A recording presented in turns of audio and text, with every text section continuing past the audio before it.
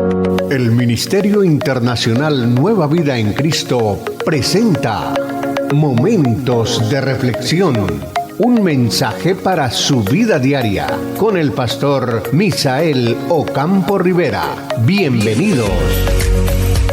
Hola amigos, cordialísimo saludo, bienvenidos a la reflexión en el día de hoy. Pasamos al capítulo 3 de los Salmos.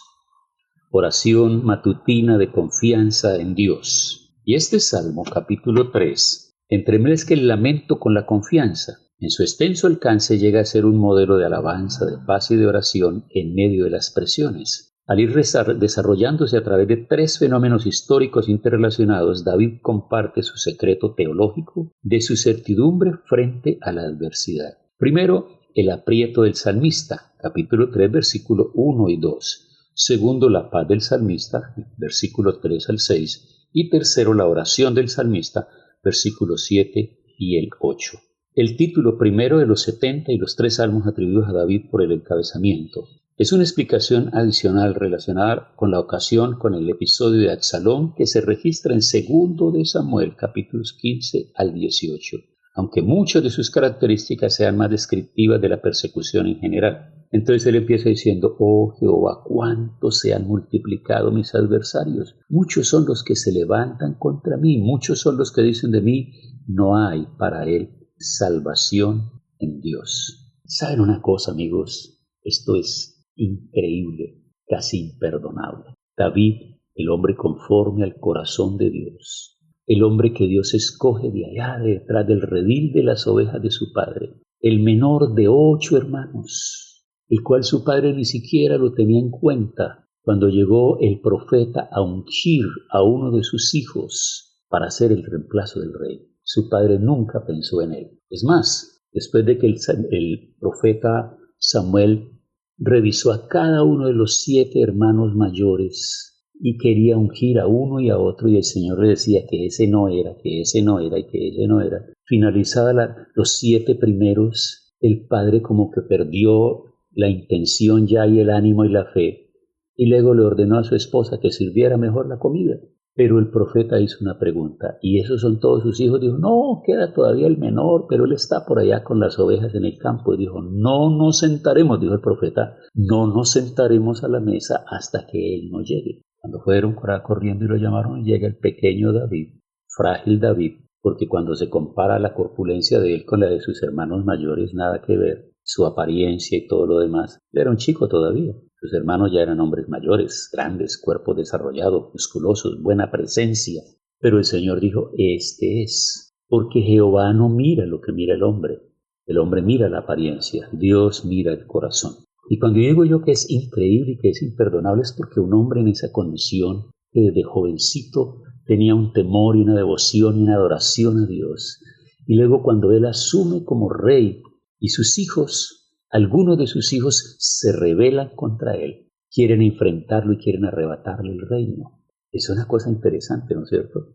Porque dice: «Oh Jehová, cuánto se han multiplicado mis adversarios», pero sus adversarios se refiere aún a sus propios hijos, a los de su propia casa. «Muchos son los que se levantan contra mí, y muchos son los que dicen de mí, no hay para él salvación en Dios». Este salmo muestra ser muy interesante porque el principal problema lo tiene con su hijo Absalón.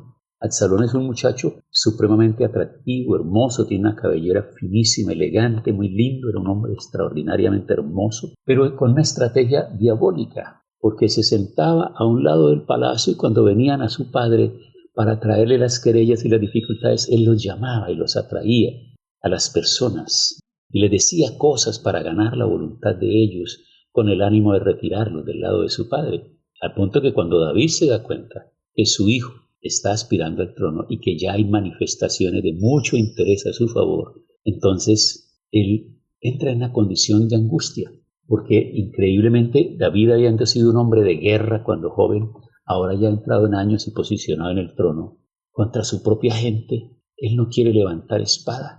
Contra su propia gente, contra su propia casa, él es un hombre pasivo y considera que Dios permite todo eso porque seguramente hay maldad en su corazón todavía que necesita ser purgada. Y Dios por eso permite todas esas cosas. Es un hombre definitivamente muy noble. Entonces dice, se han multiplicado mucho. El salmista comienza con una nota baja con sus últimas aflicciones. Cuando dicen no a él para él salvación, mas tú eres escudo alrededor de mí, hay un intenso contraste entre la pretensión de los contrarios y la certidumbre del salmista. La actitud y la perspectiva de David abrazan la teología que Pablo recapitula en Romanos capítulo 8, el verso 31. El Salmo 3 introduce también un lenguaje guerrero y divino. Este salmo nos está mostrando a nosotros que tenemos que confiar en el Señor. Definitivamente nosotros tenemos que aprender a confiar en el Señor.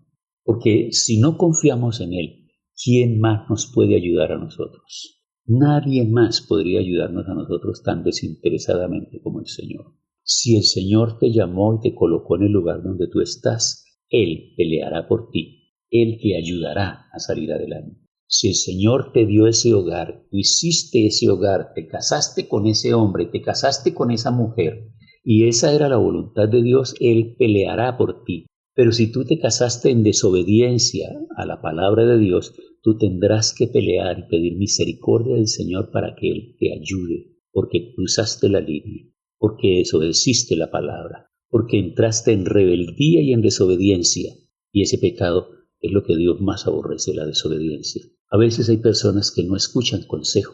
Les están diciendo que esa persona, ese hombre o esa mujer no le conviene porque no comparte su fe, porque no es un hombre temeroso de Dios. Pero la mujer está tan ilusionada y tan enamorada que no acepta consejos. Prestemos atención a todos aquellos que vienen para orientarnos de parte de Dios, porque ellos vienen con el plan y propósito de la voluntad de Dios para que nosotros lo conozcamos. Tiempo para orar. Señor, hoy oramos por todos aquellos que tienen que tomar decisiones. Oro por estas parejas de novios que están en las congregaciones, en las familias, que no gozan de mucha aprobación de parte de las familias, que no gozan de mucha aprobación de parte de sus líderes porque no les den ese fundamento, esa vida espiritual seria y segura que podría apuntar hacia un fracaso. Oramos para que tú les guíes y les dirijas en todo en el nombre de Jesús.